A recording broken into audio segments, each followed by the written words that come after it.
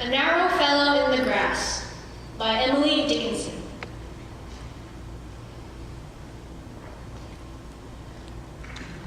A narrow fellow in the grass occasionally rides. You may have met him, did you not?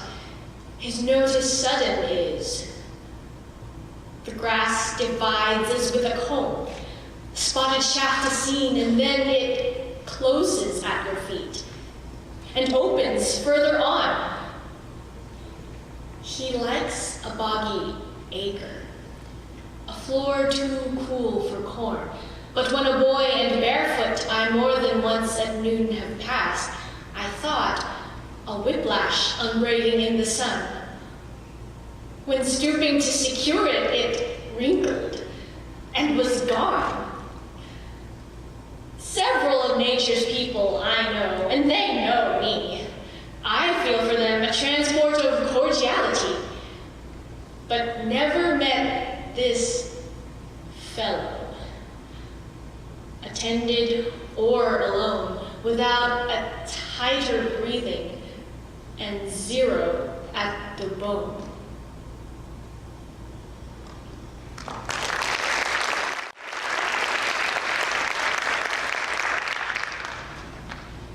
Monet Refuses the Operation by Liesl Mueller. Doctor, you say there are no halos around the streetlights in Paris, and what I see is an aberration caused by old age, an affliction? I tell you, it has taken me all my life to arrive at the vision of gas lamps as angels, to soften and blur and finally banish the edges you regret I don't see, to learn that the line I call the horizon does not exist, and sky and water so long apart are the same state of being. 54 years before I could see, Rouen Cathedral is built of parallel shafts of sun. And now you want to restore my youthful errors? Fixed notions of top and bottom, the illusion of three-dimensional space. Wisteria separate from the bridge it covers. What can I say to convince you? The Houses of Parliament dissolve, night after night, to become the fluid dream of the Thames. I will not return to a universe of objects that don't know each other, as if islands were not the lost children of one great continent. The world is flux, and light becomes what it touches, becomes water. Lilies on water, above and below water, becomes lilac and mauve and yellow and white and cerulean lamps. Small fists passing sunlight so quickly to one another that it would take long streaming hair inside my brush to catch it, to paint the speed of light. Our weighted shapes, these verticals, burn to mix with air and change our bones, skin, clothes to gases.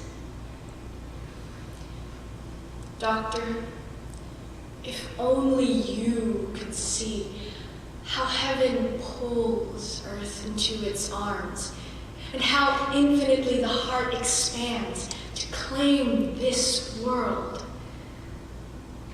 Blue vapor without end.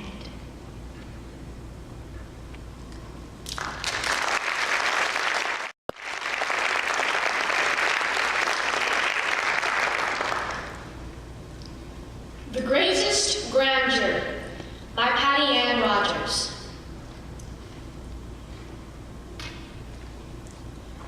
Some say it's in the reptilian dance of the purple-tongued sand goanna, For there, the magnificent translation of tenacity into bone and grace occurs.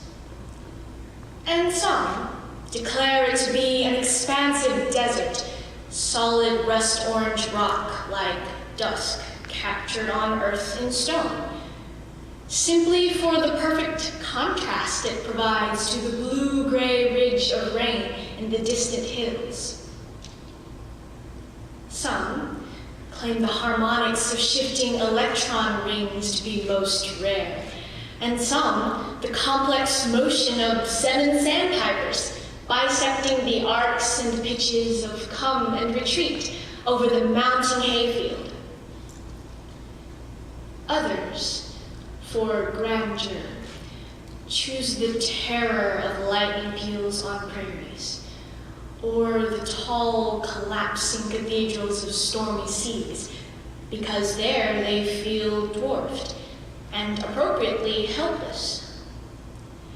Others select the serenity of that ceiling cellar of stars they see at night on placid lakes, because there they feel assured and universally magnanimous. But it is the dark emptiness contained in every next moment that seems to me the most singularly glorious gift. That void which one is free to fill with processions of men bearing burning cedar knots, or with parades of blue horses, belled and ribboned and stepping sideways, with tumbling white-faced mimes, or companies of black-robed choristers, to fill simply with hammered silver teapots, or kiln-dried crockery, tangerine and almond custards, polonaises, polkas, whittling sticks, wailing walls. That space, large enough to hold all invented blasphemies and pieties, 10,000 definitions of God, and more, never fully filled, never.